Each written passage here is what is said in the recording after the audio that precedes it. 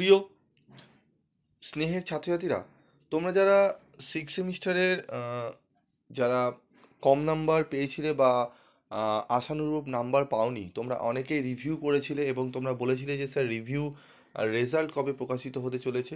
তো তোমাদের রিভিউ রেজাল্টের কবে প্রকাশিত হতে চলেছে তার নোটিশ ক্যালকাটা ইউনিভার্সিটি থেকে জারি করা হয়েছে। তো চলো আমরা নোটিশটি ভালো করে দেখে নিই।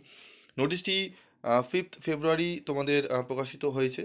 এখানে বলা রয়েছে যে it is notified that the result of re examination and self inspection of evaluated answer script FSI for BA BSc BCom semester 6 honors general major examination 2024 under CBCS will be published on 7th February 2025 Friday.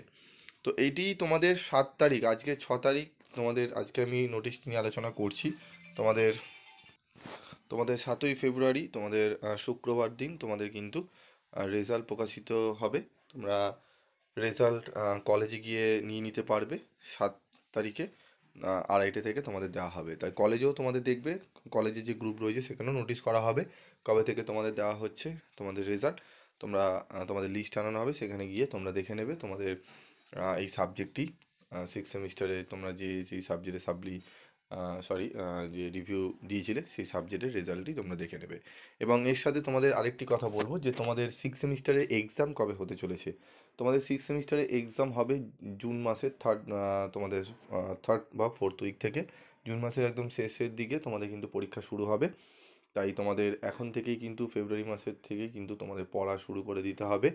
তো তোমরা প্রত্যেকে ready হও। তোমরা পরীক্ষা তোমাদের সামনেই গেছে, তোমরা এক সপ্তাহ অনেকে অনেক জায়গায় ঘুরতে যায় বা কোনো একটু টাইম স্পেন্ড করে।